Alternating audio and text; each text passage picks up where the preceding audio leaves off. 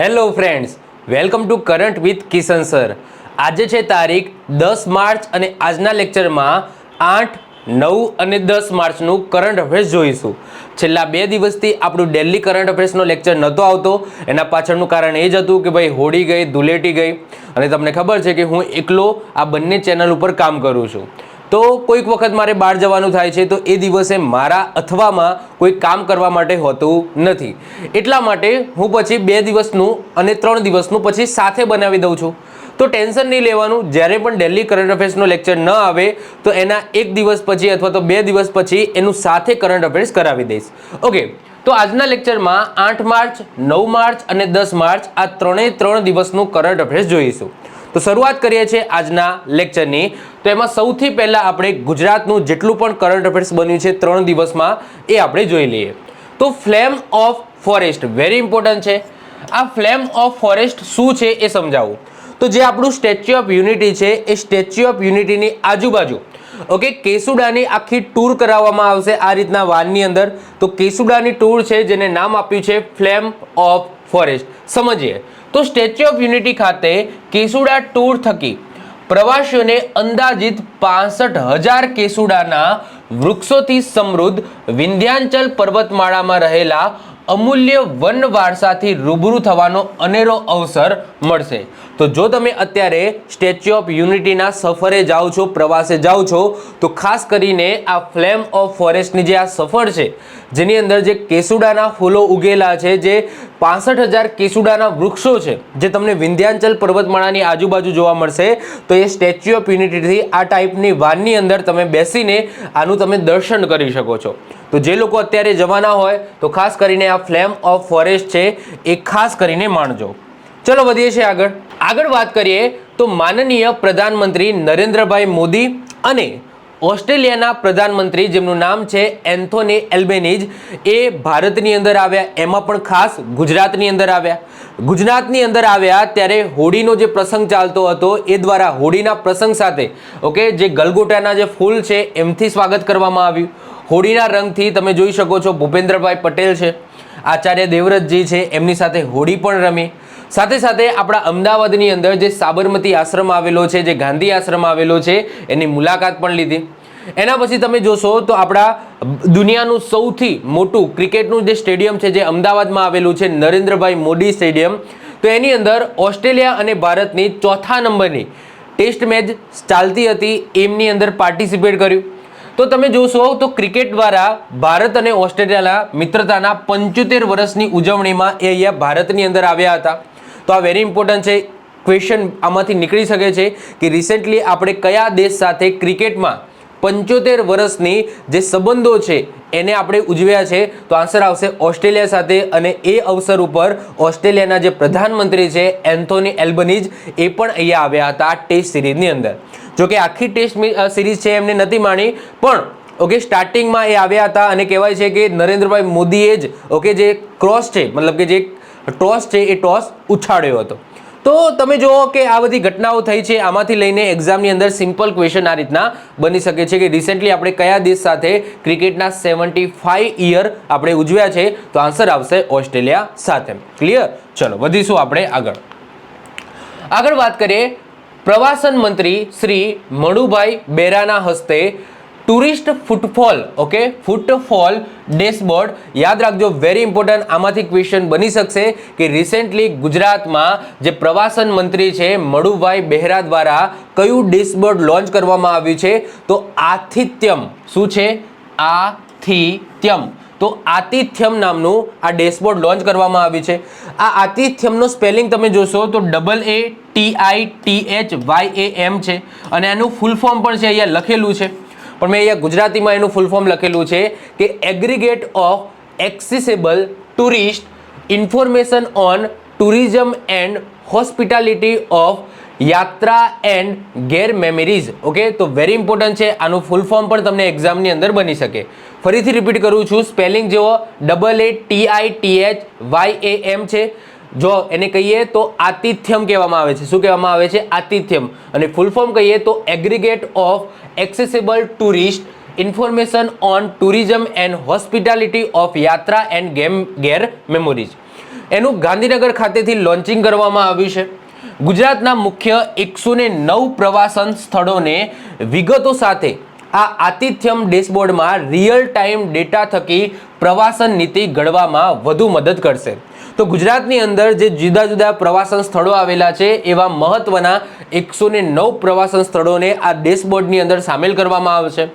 Real time ડેટાનો મતલબ શું કે મંદિર છે, સમજી લો કોઈ મંદિર છે, એ મંદિર આ ટાઈમે ખુલ્યું, આ ટાઈમે બંધ થયું, અત્યારે ખુલ્લું છે, અત્યારે બંધ છે, અથવા તો એની લાઈવ કોઈ ટેલિકાસ્ટ થતો હોય. જેમ કે તમે જોશો કે ઊંઝાનું જે ઉમિયા માતાનું મંદિર છે એમાં સવારે આરતી થાય છે, તો એનું યુટ્યુબ ઉપર લાઈવ ટેલિકાસ્ટ થતું હોય છે. તો એની લિંક છે અને બધી ઇન્ફોર્મેશન છે એ આ જે સ્થળોની ઇન્ફોર્મેશન છે એ આ ડેશબોર્ડની અંદર મૂકવામાં આવશે, જેથી જે યાત્રાળુઓ છે એમને પણ થોડી એવી મદદ થાય અને જે આપણું જે પ્રવાસન જે કહેવાય કે જે આપણી પ્રવાસન નીતિ છે એની અંદર પણ મદદ થશે. ઓકે, તો આ મેન ઇમ્પોર્ટન્ટ છે, યાદ રાખજો. તમને ડેશબોર્ડનું નામ ખબર હોવી જોઈએ, એક્ઝામમાં પૂછાય છે, આતિથ્યમ. ચલો વધીએ છીએ હવે આગળ વાત કરીએ. રાજ્ય સરકારનો વધુ એક ખેડૂત હેતુલક્ષી નિર્ણય લેવામાં આવ્યો છે. શું નિર્ણય લેવામાં આવ્યો છે સમજીએ. તો ડુંગળી અને બટાટા પકવતા ખેડૂતો માટે 330 કરોડનું પેકેજ જાહેર કરવામાં આવ્યું. શેનું છે? તો ખેડૂતો વેપારીઓને લાલ ડુંગળી અને બટાટાની અન્ય રાજ્યો દેશ બહાર નિકાસ માટે વાહતુક સહાય નિકાસ માટે 40 કરોડની સહાય આપવામાં આવશે.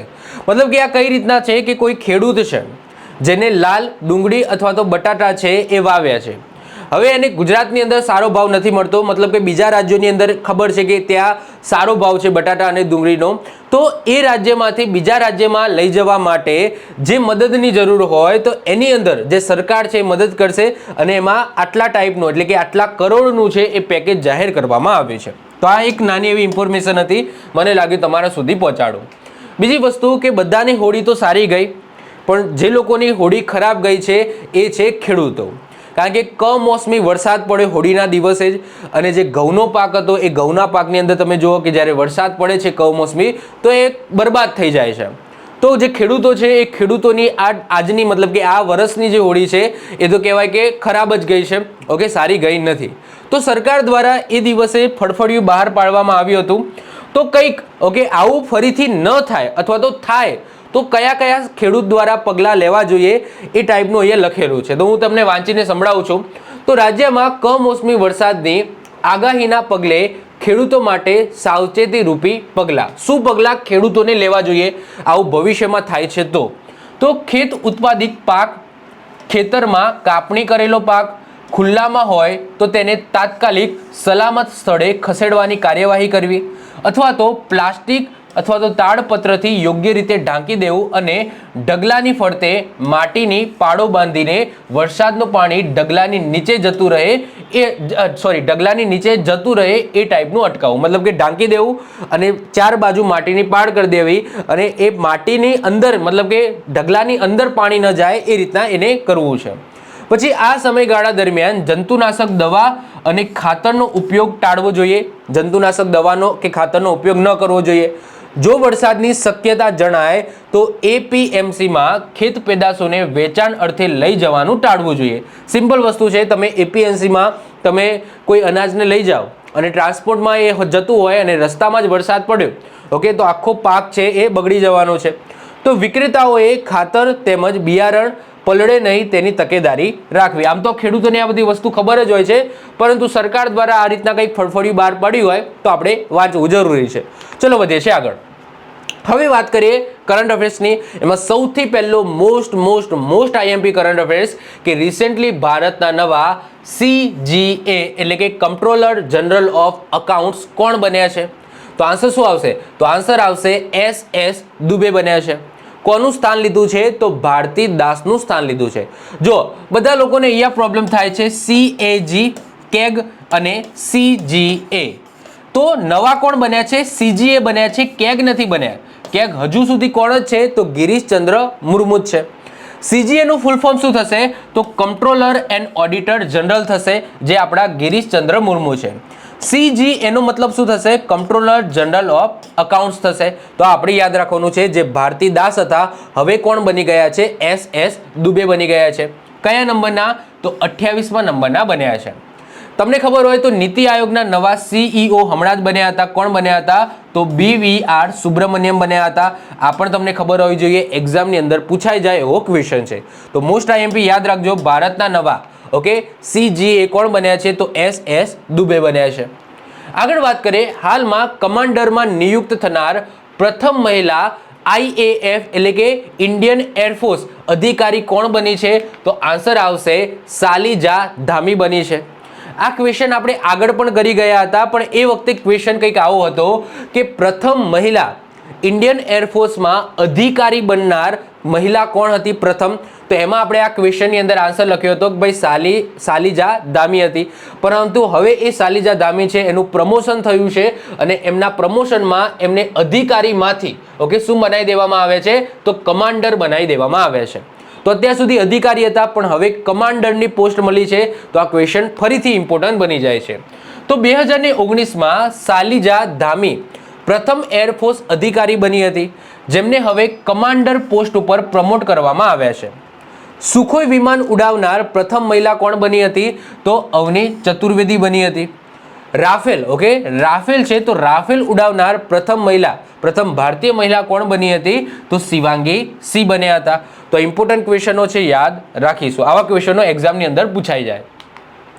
આગળ વધીએ, હાલમાં ઈરાની ટ્રોફી 2023 કોના દ્વારા જીતવામાં આવી? ઈરાની ટ્રોફી સૌથી પહેલા તો કઈ રમત સાથે સંકળાયેલી છે? તો ક્રિકેટની ઇન્ટરનલ ટ્રોફી છે, એટલે કે ઇન્ટરનેશનલ નથી, ભારતની ઇન્ટરનલ ટ્રોફી છે ઈરાની ટ્રોફી. તો કોના દ્વારા જીતવામાં આવી છે? તો શેષ ભારત દ્વારા જીતવામાં આવી છે. ફાઇનલની અંદર કોને હાર આપી? તો શેષ ભારત દ્વારા મધ્યપ્રદેશને હાર આપવામાં આવી. ફાઇનલનું આયોજન ક્યાં કરવામાં આવ્યું હતું? તો મધ્યપ્રદેશના ગ્વાલિયરની અંદર કરવામાં આવ્યું હતું. કયા નંબરનું સંસ્કરણ હતું? તો 59મા નંબરનું સંસ્કરણ હતું. 5મા ખેલો ઇન્ડિયા યુથ ગેમ્સ 2023 એનું આયોજન પણ ક્યાં થયું હતું? મધ્યપ્રદેશમાં થયું હતું. 76 સંતોષ ટ્રોફી 2023 કોના દ્વારા જીતવામાં આવી? કર્ણાટક દ્વારા જીતવામાં આવી. નેક્સ્ટ ક્વેશ્ચન આનો જ છે. રણજી ટ્રોફી 2023 એ કોના દ્વારા જીતવામાં આવી છે? તો સૌરાષ્ટ્ર દ્વારા જીતવામાં આવી છે. રણજી ટ્રોફી પણ ક્રિકેટ સાથે સંકળાયેલી છે, જ્યારે સંતોષ ટ્રોફી એ ફૂટબોલ સાથે સંકળાયેલી છે. ઓકે, તો ફૂટબોલની રમતની છે આ ટ્રોફી, સંતોષ ટ્રોફી. નેક્સ્ટ ક્વેશ્ચન એ જ છે. તો રિસેન્ટલી 76 એટલે કે 76મી સંતોષ ટ્રોફી કોના દ્વારા જીતવામાં આવી? તો આગળ વાત કરીએ એમ કર્ણાટક દ્વારા જીતી લેવામાં આવી છે. સંતોષ ટ્રોફી એ ફૂટબોલના ખેલ સાથે સંકળાયેલી છે. ફાઇનલ મેચ કઈ જગ્યાએ રમાવામાં આવી? તો સાઉદી અરબની અંદર રમાવામાં આવી. ફાઇનલમાં કોની હાર થઈ? તો કર્ણાટક વિજય બન્યું અને મેઘાલય છે આ મેઘાલયની હાર થઈ. અને કયા નંબરનું સંસ્કરણ હતું? તો 76 એટલે કે 76મા નંબરનું સંસ્કરણ હતું. તો વેરી ઇમ્પોર્ટન્ટ છે, યાદ રાખજો. તો રિસેન્ટલી 2 ટ્રોફી, એક ઈરાની ટ્રોફી જે શેષ ભારત દ્વારા જીતી લેવામાં આવી છે અને ફૂટબોલની સંતોષ ટ્રોફી જે કર્ણાટક દ્વારા જીતી લેવામાં આવી છે. તો વેરી ઇમ્પોર્ટન્ટ છે, યાદ રાખીશું, એક્ઝામની અંદર પૂછાશે. બીજી વસ્તુ કે આપણો જે સ્માર્ટ કરંટ અફેર્સનો કોર્સ છે એની અંદર ધીમે ધીમે હવે એવોર્ડ્સ છે એ પણ હું મૂકી દઈશ. ઓકે, તો ટેન્શન ના લેશો, આ બધા ક્વેશ્ચનો છે એ એની અંદર કવર થઈ જશે. વધે છે આગળ, હાલમાં જુનિયર કબડ્ડી વિશ્વ ચેમ્પિયનશિપ 2023નો કિતાબ કોના દ્વારા જીતવામાં આવ્યો? જુનિયર કબડ્ડી વિશ્વ ચેમ્પિયનશિપ 2023 એનો કિતાબ કોના દ્વારા જીતવામાં આવ્યો છે? તો આપણા ભારત દ્વારા જીતી લેવામાં આવ્યો છે. આનું આયોજન ઈરાનમાં થયું હતું અને ફાઇનલમાં ઈરાનને જ હાર આપી. એ વખતે ભારતના મતલબ કે આ રમતની અંદર ભારતના કેપ્ટન કોણ હતા કબડ્ડીમાં? તો અંકુશ રાઠી હતા. કયા નંબરનું સંસ્કરણ હતું? તો 2જા નંબરનું સંસ્કરણ હતું. 2025માં 4થા નંબરના કબડ્ડી વિશ્વકપનું આયોજન ક્યાં કરવામાં આવશે? તો ઇંગ્લેન્ડની અંદર કરવામાં આવશે. તો યાદ રાખજો, જુનિયર કબડ્ડી વિશ્વ ચેમ્પિયનશિપ 2023નો કિતાબ ભારત દ્વારા જીતી લેવામાં આવ્યો છે. આગળ વાત કરીએ, 2022 માટે BBC Indian sport woman of the year માટે કોને ચૂનવામાં આવ્યા? તો આન્સર આવશે મીરાબાઈ ચાનુને ચૂનવામાં આવ્યા છે. ફરીથી રિપીટ કરું છું, BBC Indian sport woman of the year award કોને મળ્યો છે? તો આન્સર આવશે મીરાબાઈ ચાનુને મળ્યો છે. કઈ રમત સાથે સંકળાયેલા છે? ઇમેજની અંદર દેખાય છે, વેઇટ લિફ્ટિંગ સાથે સંકળાયેલા છે. આ કઈ રીતના એવોર્ડ આપવામાં આવ્યો? તો BBC અનુસાર મીરાબાઈ ચાનુને પબ્લિક પોલ દ્વારા વિજેતા ઘોષિત કરવામાં આવે છે. એટલે કે પબ્લિક પોલ છે એ ક્રિએટ કરવામાં આવ્યો, જેમાં બધાએ પબ્લિકે વોટિંગ કર્યું અને વોટિંગના અનુસંધાનમાં મીરાબાઈ ચાનુને આ એવોર્ડ મળ્યો છે. હવે આ એવોર્ડ એ કયા નંબરનો એવોર્ડ છે? તો આ એવોર્ડ એ ચોથા નંબરનો એવોર્ડ છે, મતલબ કે ચોથા નંબરનું સંસ્કરણ છે. 2020માં પીવી સિંધુ દ્વારા આ એવોર્ડ જીતી લેવામાં આવ્યો હતો. 2021માં કોનેરુ હમ્પી દ્વારા આ એવોર્ડ જીતી લેવામાં આવ્યો હતો. 2022 અને 2023 હવે આ એવોર્ડ તો ના કહી શકાય, પણ ઓકે એવોર્ડ ટાઈપનું કહી શકો છો કે ભાઈ આ ઈયર માટેનો okay sport woman of the year બન્યા છે. તો 2022 અને 23 બંનેમાં મીરાબાઈ ચાનુ જીતી ગયા છે. તો 2022માં પણ મીરાબાઈ ચાનુને sport woman of the year award મળ્યો હતો અને 2023 એટલે કે આ વર્ષે પણ મીરાબાઈ ચાનુને જ ચૂનવામાં આવ્યા છે. અને આ બધી વસ્તુ કઈ રીતના થાય છે? તો પબ્લિક પોલ દ્વારા થાય છે.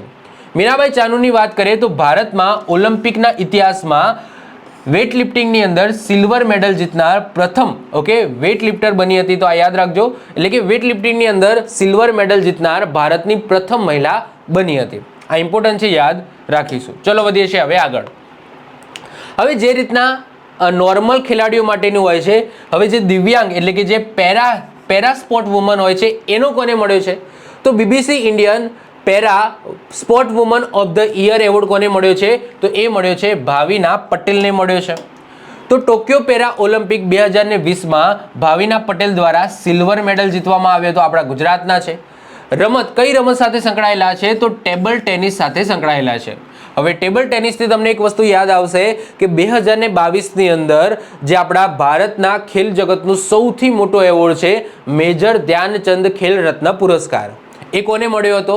તો એ તમારા ઉપર છોડું છું કે ભાઈ તમારે આન્સર આપવાનો છે કે ખેલ જગતનો ભારતના ખેલ જગતનો સૌથી મોટો એવોર્ડ મેજર ધ્યાનચંદ ખેલ રત્ન પુરસ્કાર 2022માં કોને મળ્યો હતો? ઓકે, તો હું થોડું ટેબલ ટેનિસ છે એ હિન્ટ આપી દઉં છું, એના ઉપરથી તમારે ગમે તેમ કરીને નીચે આન્સર લખવાનો છે, આવડવું જ જોઈએ. આગળ વાત કરીએ બીજા જે પેરા એથ્લેટ છે એમની વાત કરીએ જે એક્ઝામની અંદર પૂછાઈ જાય તો એક તો છે દેવેન્દ્ર ઝાઝડિયા. તો દેવેન્દ્ર ઝાઝડિયા કઈ રમત સાથે સંકળાયેલા છે? ભાલા ફેંક સાથે સંકળાયેલા છે. 2022માં એમને પદ્મભૂષણ એવોર્ડ મળ્યો હતો અને આ રીતના પદ્મભૂષણ એવોર્ડ મેળવનાર એ પ્રથમ પેરા એથ્લેટ્સ બન્યા હતા. આગળ વાત કરીએ અવની લેખરા, એ કઈ રમત સાથે સંકળાયેલા છે? તો પેરા શૂટર છે, પેરા શૂટિંગ સાથે સંકળાયેલા છે. આગળ વાત કરીશું તો જો અહીંયા તમને એ તો આઈડિયા આવી ગયો હશે, તો તમને એક્ઝામમાં પૂછાઈ જાય BBC Indian sport woman of the year Mirabai Chanu બન્યા છે અને para Indian sport woman of the year કોણ બન્યા છે? તો ભાવિના પટેલ બન્યા છે. આગળ વાત કરીએ હાલમાં કોણે 2023 પેન અથવા તો નાબોકો લાઈફ ટાઈમ એચિવમેન્ટ એવોર્ડ જીત્યો છે? તો કોના દ્વારા જીતવામાં આવ્યો છે? તો આન્સર આવશે વિનોદ કુમાર શુક્લા દ્વારા જીતવામાં આવ્યો છે. કોણ છે વિનોદ કુમાર શુક્લા? તો છત્તીસગઢના પ્રસિદ્ધ હિન્દી લેખક સાહિત્યકાર છે, જેમને ઇનામમાં $50,000 ઓકે $50,000 આપવામાં આવ્યા. 2023નો માર્કોની એવોર્ડ કોને જીત્યો હતો? તો હરિ બાલાકૃષ્ણન દ્વારા જીતવામાં આવ્યો હતો. આંતરરાષ્ટ્રીય માતૃભાષા એવોર્ડ 2023 જે ડોક્ટર મહેન્દ્ર કુમાર મિશ્રા દ્વારા જીતવામાં આવ્યો હતો. મહારાષ્ટ્ર ભૂષણ એવોર્ડ 2023 એ અપ્પા સાહેબ દ્વારા જીતવામાં આવ્યો હતો. હવે ઘણા બધા લોકો મને કોમેન્ટ કરી કે સાહેબ જે ક્વેશ્ચન છે એ ક્વેશ્ચન તમે ઉપર લખો અને જવાબ છે એ તમે બીજા પેજ ઉપર ના રાખશો, એ જ પેજ ઉપર તમે જવાબ રાખો અને જે એની ડિટેલ્સ છે એ પણ સેમ પેજ ઉપર કરી દો. તો હું વિચારું છું કે ભાઈ નેક્સ્ટ ટાઈમથી હું એવું કંઈક કરું કે જે જવાબ છે અને ક્વેશ્ચન છે અહીંયા જ તમને મળી જાય, મતલબ કે આ રીતના રહે, બીજી સ્લાઇડમાં એ ટીક થઈ ગયા અને એની જે ડિટેલ્સ છે એ પણ તમને આ બાજુ જોવા મળે.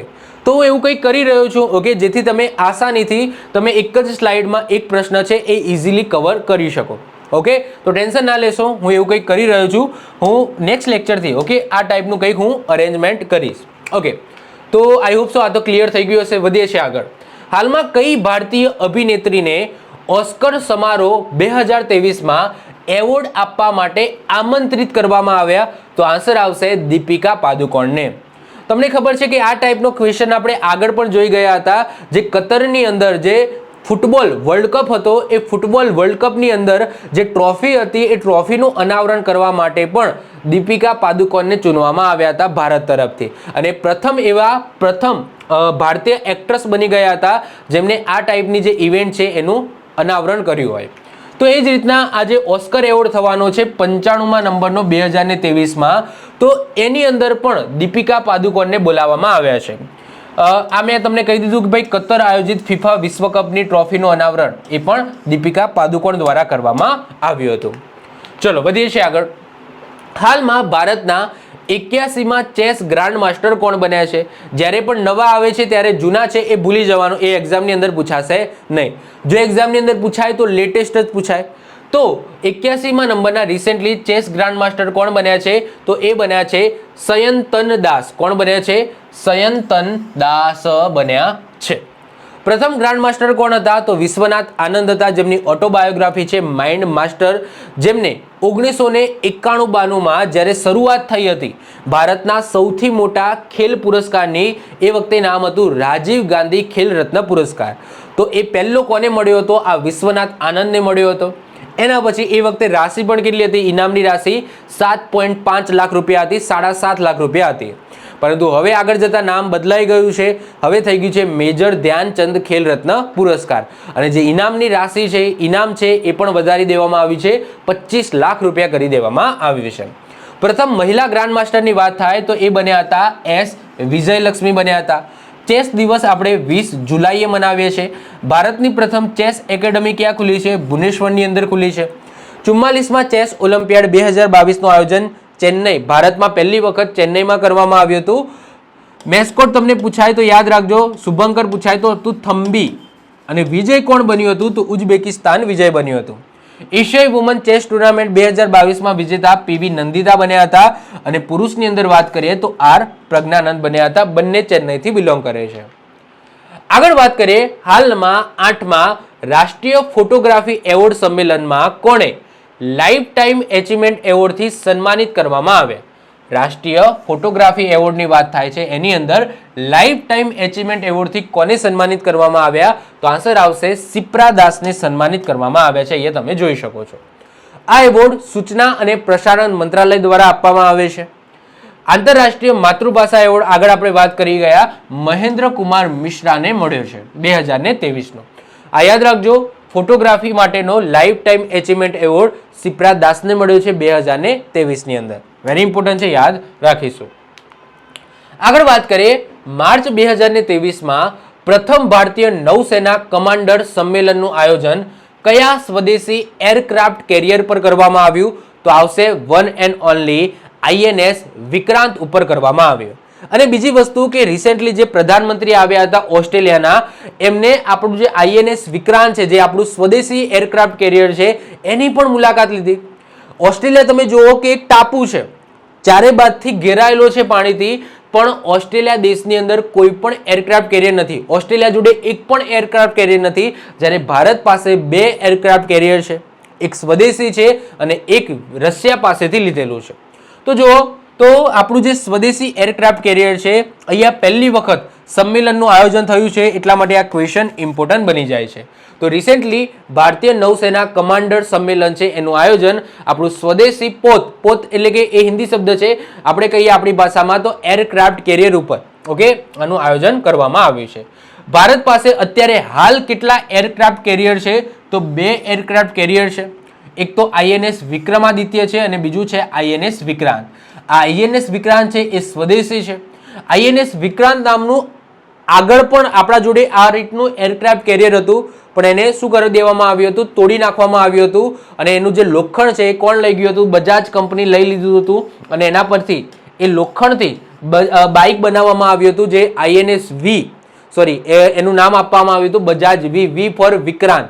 ઓકે, તો V નામનું તમને ખબર છે કે બાઇક આવે છે, તો એની અંદર કહેવાય છે કે જે લોખંડ છે એ INS વિક્રાંતનું યુઝ કરવામાં આવ્યું હતું. અને એના પછી આપણે સ્વદેશી, ઓકે, INS વિક્રાંત બનાવ્યું. જે INS વિક્રમાદિત્ય છે એ કોની પાસેથી લીધેલું છે? તો રશિયા પાસેથી લીધેલું છે. આ INS વિક્રાંત કોના દ્વારા બનાવવામાં આવ્યું છે? તો કોચિન શિપયાર્ડ લિમિટેડ દ્વારા બનાવવામાં આવ્યું છે. INS વિક્રાંતની ડિઝાઇન કોને તૈયાર કરી હતી? તો નેવી વોરશિપ બ્યુરો દ્વારા તૈયાર કરવામાં આવી હતી. કેટલો ખર્ચો થયો હતો? તો 20,000 કરોડનો ખર્ચો થયો. INS વિક્રાંતનું પેનેન્ટ, ઓકે, આ પેનેન્ટ નંબર શું છે? તો R11 છે, જે તમને અહીંયા દેખાશે. ઓકે, અહીંયા આમાં નથી દેખાતો, પણ તમે INS વિક્રાંતને તમે જોશો તો અહીંયા આટલે લખેલું હશે આ રીતના R11. ઓકે, તો એનો શું છે? પેનેન્ટ નંબર છે. મોટો શું છે તો I defeat those who fight against me, એટલે કે મને જો મારવા આવશો તો હું એનો વિરોધ કરીશ, મતલબ કે ડિફેટ કરીશ. આઈએનએસ વિક્રાંતમાં 18 માળ અને 2400 કમ્પાર્ટમેન્ટ છે. આઈએનએસ વિક્રાંતનો ફ્લાઇટ ટેક 2 ફૂટ જે ફ્લાઇટ ટ્રેક છે, એટલે કે કોઈ જે વિમાનો હશે, જે લડાકુ વિમાનો હશે તો એને ઉડવા માટેનો જે ટ્રેક હશે એ કેટલો હશે તો 2 ફૂટબોલના મેદાન જેટલો પહોળો તમને જોવા મળશે, એટલે કે લાંબો અને પહોળો જોવા મળશે. આગળ વાત કરીએ માર્ચ 2023માં ફ્રિન્જેક્સ, ઓકે, ફ્રિન્જેક્સ 2023 સંયુક્ત યુદ્ધ અભ્યાસનું આયોજન ક્યાં કરવામાં આવ્યું? તો આન્સર આવશે કેરળની અંદર કરવામાં આવ્યું. હવે કોની કોની વચ્ચે થયું તો ભારત અને ફ્રાન્સની વચ્ચે થયું. આ નામ પહેલી વખત સાંભળતા હશો કારણ કે આ પહેલી વખત જ આનું આયોજન થયું છે, તો આ એનું પહેલા નંબરનું સંસ્કરણ છે. ક્યારે થયું તો 7 અને 8 માર્ચ દરમિયાન થયું. ફ્રાન્સ સાથે આપણે બીજા કયા કયા નામના યુદ્ધ અભ્યાસ કરીએ છીએ તો વરુણ નામનું છે, ગરુડ નામનું છે, શક્તિ નામનું છે, પછી એક તમને ડેઝર્ટ નાઇટ એ પણ આપણે ફ્રાન્સ સાથે કરીએ છીએ. ગરુડ શક્તિ અને સમુદ્ર શક્તિ પૂછાય, એ પાછળ શક્તિ લાગી જાય તો આવશે ઇન્ડોનેશિયા. ઉદાર શક્તિ મલેશિયા સાથે, મિત્ર શક્તિ શ્રીલંકા સાથે અને મૈત્રી નામનું થાઈલેન્ડ સાથે આપણે યુદ્ધ અભ્યાસ કરીએ છીએ. આગળ વાત કરીએ હાલમાં જારી ongoing electoral democracy index 2023માં ભારતનો ક્રમ કયો આવ્યો? તો આન્સર આવશે 108મો ક્રમ આવ્યો. 2022માં આ ઇન્ડેક્સમાં ભારતનો ક્રમ 100 હતો, હવે 108 થઈ ગયો છે. તો આ ખરાબ પ્રદર્શન થયું છે આ વર્ષે. પણ આ અમુક શું હોય છે કે અમુક જે કંપનીઓ હોય છે જેના દ્વારા ઇન્ડેક્સ બહાર પાડવામાં આવતો હોય એ અમુક વસ્તુ જોતી જ નથી હોતી. જે ભૂખમરીની વાત કરીએ તો ભૂખમરીની અંદર પાકિસ્તાનને ઉપર રાખે છે, ભારતને નીચે રાખે છે. તમે જોવો તો ખરા ભાઈ પાકિસ્તાન કયા લેવલ ઉપર છે, ત્યાં ભૂખમરી છે. ત્યાંના પ્રધાનમંત્રી બીજા દેશની અંદર જઈને ભીખ માંગતા હોય છે, પૈસા આપો પૈસા આપો. અને એ અમુક વખતે આ જે ઇન્ડેક્સો હોય છે એ અમુક કંપની બહાર પાડતી હોય છે, પણ એની અંદર બધી વસ્તુઓ આમ કહેવાય કે ચોક્કસપૂર્ણ હોતી નથી. ઓકે, તો બહુ ધ્યાન નહીં આપવાનું, પણ આપણે એક્ઝામની અંદર પૂછાય તો આપણે તૈયાર કરવું પડે. તો 2022માં ભારતનો ક્રમ 100 હતો, હવે 108 થઈ ગયો છે. આંતરરાષ્ટ્રીય લોકતંત્ર દિવસ ક્યારે મનાવવામાં આવે છે? ડેમોક્રેસી ડે ક્યારે મનાવવામાં આવે છે? ઇન્ટરનેશનલ 15 સપ્ટેમ્બરે મનાવવામાં આવે છે. વિશ્વ હેપીનેસ ઇન્ડેક્સમાં ભારતનો ક્રમ 136મો આવ્યો હતો, પ્રથમ ક્રમે ફિનલેન્ડ છે. Global firepower index, okay, એની અંદર ભારતનો ક્રમ 4થો, પ્રથમ ક્રમે યુએસએ. આંતરરાષ્ટ્રીય આઈપી નો મતલબ શું થાય? Intellectual property. તો એની અંદર ભારતનો ક્રમ 42મા નંબરે આવ્યો હતો અને પ્રથમ ક્રમે યુએસએ હતો. ક્લિયર? ચલો વધીએ છે હવે આગળ વાત કરીએ હાલમાં આરબીઆઈ એટલે કે રિઝર્વ બેંક ઓફ ઇન્ડિયા દ્વારા દરેક નાગરિકને ડિજિટલ પેમેન્ટ માટે જાગૃત કરવા માટે કયું મિશન શરૂ કર્યું? આરબીઆઈ દ્વારા નોંધવામાં આવ્યું કે હજુ પણ લોકો છે એ ડિજિટલ પેમેન્ટ નથી કરતા, કેશથી ઓકે વ્યવહાર કરે છે. તો મેક્સિમમ ડિજિટલ પેમેન્ટ થાય એના માટે આરબીઆઈ દ્વારા લોકોને જાગૃત કરવા માટે, લોકો ડિજિટલ પેમેન્ટ કરે એના માટે એક મિશન શરૂ કરવામાં આવ્યું છે. એ મિશનનું નામ છે હર પેમેન્ટ ડિજિટલ. હર પેમેન્ટ ડિજિટલ. આ મિશનની થીમ શું રાખવામાં આવી હતી? તો ડિજિટલ પેમેન્ટને અપનાવવું અને બીજાને પણ શીખવાડવું. કારણ કે જે લોકોને નથી આવડતું, okay, Google pay, phone pay, અમુકને તો સ્માર્ટફોન પણ ના આવડતો હોય, મતલબ કે અત્યારની જનરેશનને તો આવડતું હોય, પણ જે આપણા પપ્પા છે અથવા તો દાદા છે એમને એ જનરેશનની અંદર આ બધું ના આવડતું હોય, તો એમને પણ આ ડિજિટલ પેમેન્ટ છે એ શીખવાડવું જોઈએ કે ભાઈ કશું નથી હોતું. પેમેન્ટ કરવા માટે આ ફોન ખોલો, સ્કેન કરો, પૈસા લખો, સેન્ડ, ઓકે, પેમેન્ટ થઈ જાય. આગળ વાત કરીએ આરબીઆઈની સ્થાપના 1 એપ્રિલ 1935માં થઈ હતી. હેડક્વાર્ટર તમને મુંબઈમાં જોવા મળશે. આરબીઆઈના ગવર્નર અત્યારે હાલ કોણ છે? શક્તિકાંત દાસ છે. પ્રથમ ભારતીય ગવર્નર કોણ હતા આરબીઆઈના? ભારતીય પૂછું છું, એટલે કે આપણો દેશ આઝાદ થયો એના પછી પ્રથમ કોણ બન્યા હતા? તો સીડી દેશમુખ બન્યા હતા. અને આ સીડી દેશમુખનું નામ એટલા માટે ચર્ચામાં છે કારણ કે મુંબઈના જે ચર્ચગેટ સ્ટેશન છે એનું નામ બદલીને સીડી દેશમુખના નામ ઉપર કરી દેવામાં આવ્યું છે, એટલા માટે. વધીએ છે આગળ. હાલમાં અખિલ ભારતીય મહિલા લોકકલા સંમેલનનું આયોજન ક્યાં કરવામાં આવ્યું? અખિલ ભારતીય મહિલા લોકકલા સંમેલન જેનું આયોજન મુંબઈની અંદર કરવામાં આવ્યું. તમે અહીંયા ઇમેજની અંદર જોઈ શકો છો, મુંબઈની અંદર કરવામાં આવ્યું. રાષ્ટ્રપતિ દ્વારા હાલમાં 7મા ધર્મ ધમ્મ સંમેલનનું આયોજન ક્યાં કરવામાં આવ્યું હતું? તો મધ્યપ્રદેશના ભોપાલમાં કરવામાં આવ્યું હતું. 22મા વિશ્વ સતત વિકાસ સંમેલન 2023 એનું આયોજન નવી દિલ્હીમાં કરવામાં આવ્યું હતું. ગ્લોબલ ટેક સમિટ 2023નું આયોજન વિશાખાપટ્ટનમમાં કરવામાં આવ્યું હતું. ઇકોનોમિક્સ ટાઈમ્સ ગ્લોબલ બિઝનેસ સમિટનું આયોજન નવી દિલ્હીમાં કરવામાં આવ્યું હતું. 30મા રાષ્ટ્રીય બાલ વિજ્ઞાન કાર્યક્રમનું આયોજન અમદાવાદમાં કરવામાં આવ્યું હતું. 108માં ભારતીય વિજ્ઞાન કોંગ્રેસનું આયોજન નાગપુરમાં કરવામાં આવ્યું હતું. તો આ બધા જે 2023માં મહત્વના સંમેલન છે, સમિટ છે, એની વાત આપણે કરી નાખીએ. ચલો વધીએ છીએ આગળ.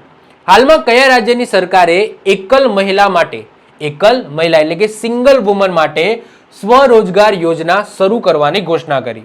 તો આન્સર આવશે ઉત્તરાખંડ સરકાર દ્વારા કરવામાં આવી છે. આ યોજના અંતર્ગત એક મહિલાને 1 લાખ સુધીનો પ્રોજેક્ટ હોય તો 1 લાખ સુધીના પ્રોજેક્ટમાં 50%નું અનુદાન આપવામાં આવશે. એટલે કે કોઈ મહિલા છે જેને 1 લાખ સુધીનો કોઈ પ્રોજેક્ટ છે, એની અંદર જો પૈસાની જરૂર હોય તો 50,000 એટલે કે 50% કહી શકો, અથવા તો 50,000 છે એ સરકાર અનુદાન આપશે. મુખ્યમંત્રી કોણ છે? પુષ્કરસિંહ ધામી છે. અને ગવર્નર કોણ છે? તો ગુરમીત સિંહ છે. ચલો વધીએ છીએ હવે આગળ. હાલમાં કોણે સૌર ઉર્જામાં સર્વશ્રેષ્ઠ યોગદાન બદલ CBIP એવોર્ડ 2022 જીત્યો? તો આન્સર આવશે બેલ દ્વારા જીતવામાં આવે છે. સૌથી પહેલા CBIP નો મતલબ શું થાય એ સમજો. તો CBIP એટલે કે central board of irrigation and powers, આ એનું ફૂલ ફોર્મ છે. એમના દ્વારા આપવામાં આવે છે અને એનો જે એવોર્ડ છે અને કોને મળ્યો છે? બેલને મળ્યો છે આ વખતે. બેલ એટલે શું થાય? Bharat heavy electrical limited. Okay, Bharat heavy electrical limited, આ એનું ફૂલ ફોર્મ છે. સ્થાપના 1956માં થઈ હતી. હેડક્વાર્ટર નવી દિલ્હીમાં આવેલું છે અને અત્યારે ચેરમેન પદ ઉપર કોણ છે? તો નલિન સિંઘલ છે. કોણ છે? નલિન સિંઘલ.